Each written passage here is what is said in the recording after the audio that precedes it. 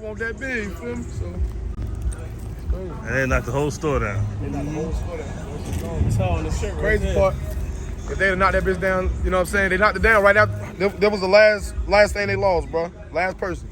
After that, they tore the store down. They shut the whole block down. Niggas ain't sell drugs out here, nothing no more. So it's funny because people say her death changed a lot of lives. It really did. They ain't need no motherfuckers out here no more. Look what's going on. That's what I just said. Look what's going on, bro. They got $200,000 houses being built up down here right now. Oh, so they changed this whole get down. Whole shit changing, bro. And you trying to find this whole shit, bro. Just talking about that shit. I took him down the shore. Damn. We were just talking about This is what Kim. This is when she lost her life at. Actually, right here. She standing out here. She came out the store. About 6 of them. They chilling.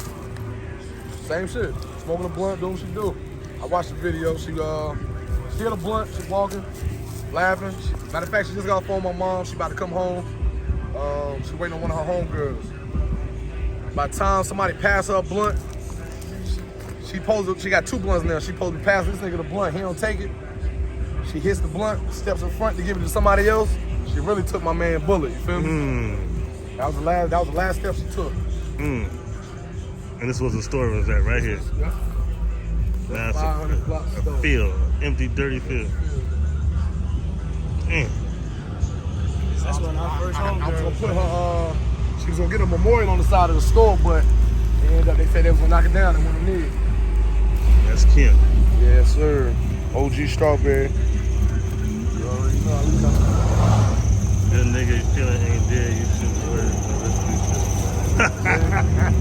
Peace. Nah, man, but it's always up, bro. It's forever up, bro. You took my little baby, you feel me? This shit is never sleep. But until then, we got more positive things, you know what I'm saying? Other than that, but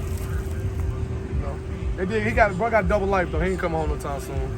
He got double life. The driver got 25 years. So, you know. Now, take mine, take yours. From that, we got the Kim Cares Foundation. Talk about the Kim Cares Foundation. Kim Cares, okay, so what happened with Kim Cares, a lot of people ask where the name come from. Kim Cares, I actually do taxes. So my sister didn't have a job. So when they all come down to tax time, you already know people got kids that ain't got no jobs. So I put her down for a little daycare shit called Kim Cares. Saying that she watch kids all throughout the year. Made $15,000, $20,000, put her 3 kids on the dependent, now she come back with a $10,000, $15,000 return. Over there, you feel me? So Kim Cares, unfortunately from our tragedy, turned into something positive, and now we take care of the community, you know what I'm saying? Loving people the way Kim would. Kim Cares. That's love. We got the community pick clean up every year, yearly thing we do. Oh, yeah. That's what I said. We got to do all that. What do you want to do? You want to take the cemeteries there? Mind you, this is what came in our first thing, you feel me? In our first history that we got, that was what Charity Protecting Service, what we was living by. We was living by that shit, and I really bought into it. So when I doubled back and he got me to move down, he like, yo, Fly, I think this would be perfect timing. You move down, we could really kind of orchestrate this shit. We want to orchestrate it. I moved back and we did our first book bag drive, and from there, that shit just spiraled out of control. And we was doing all type of giving back. Some homies was looking like, oh man, them the homies that give back to the community. Pocket, you know what I'm saying? So y'all, we just took off. Y'all some role model bloods. I'm talking about we wasn't selling little bud here and there. This is straight out of pocket money. Out of pocket money, yeah. Wasn't no, you know what I'm saying? We was just out here. We was coming fresh off the schoolyard. Just want to make a change. Just want to be, you know what I'm saying? We wanted to change the whole identity of this shit. We want to show him what his vision was. Our niggas is supposed to get. We ain't do flags. Your flag had to be tucked. You can have it, but your flag had to be. You know what I'm saying? All time we wear flags when you taking your kid to the park. Right. Show them what a gang member ain't supposed to be doing. You feel me? When you helping somebody in their car, then you got your flag. Other than that, put that flag up. We don't want to see that. Yep. Coming to this university, I actually got dropped off from the cab, right from the train station. Came down here dolo by myself and was coming to play football. That's how I initially got here. But let me walk you around, just show you kind of how everything kind of formed for me right here in this campus.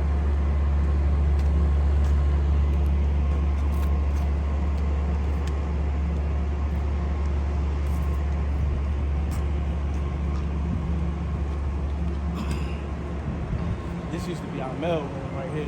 I don't know what it was. This is where we got our mail. Like, crazy shit is this was like my address, my real address. I ain't have no real address after I left home. After I left home, this was my address, 118 East South Street. I'll never forget it. All your mail was going here. All my mail was going here. Every bit of mail I was getting. You know, I was starting bank accounts. You doing all that shit for the first time when you get down here. Right. But yeah, fucking, I got dropped off, brought my little bags. I get right here to the middle of the campus. And I was like, damn, dog, I'm a long way from home. So,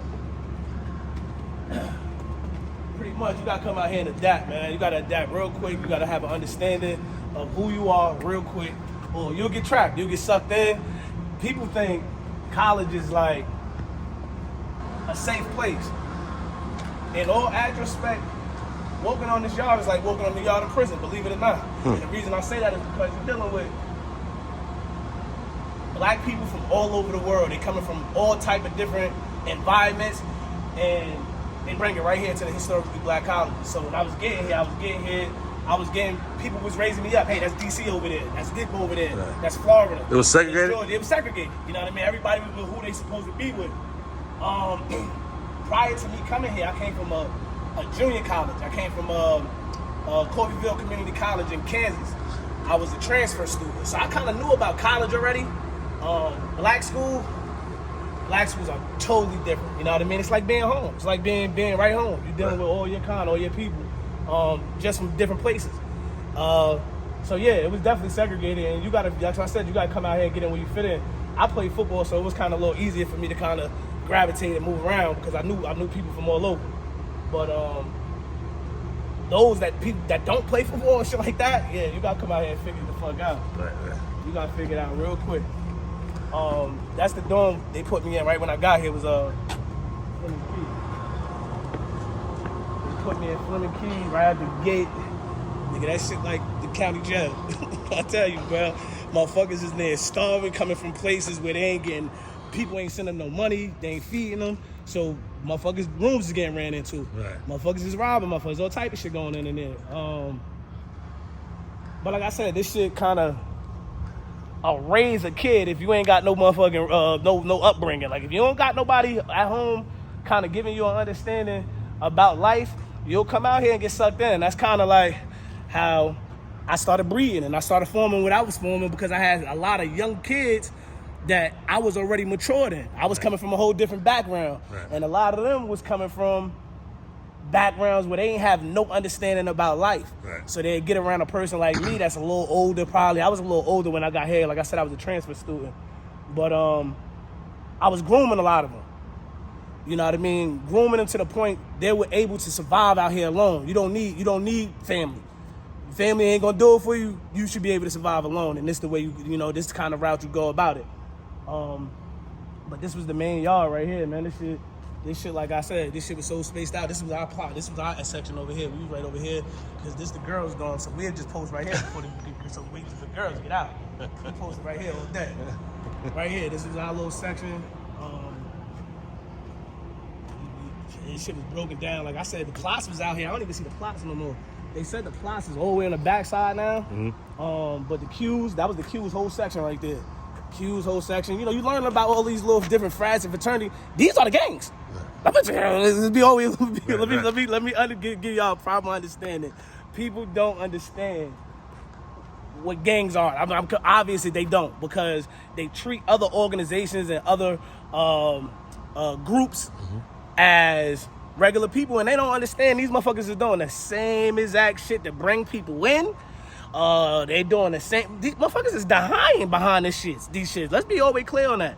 And I came to a school that was historically black, and the frats were not playing around with nobody. You fucking around, you gonna get hurt fucking around in one of these parties or any all of the above. So, like I said, I kind of was just one of those dudes that kind of looked at certain things, and I wanted to kind of befriend certain people that felt like they was alone out here. You know what I'm saying? So I was befriending people and just letting them know, like, you ain't alone out here. You know what I'm saying? Anything happens to you, I'm right here for you. And that's kind of how that movement started and began. Lil D, he was like, he was just like just a kid that was around here, and you see people kind of, shine on him because he from Dallas, Texas. He from another part of the coast, and when he got with us, man, we changed his whole life around, man. I changed so many people's lives around in this campus right here, bro.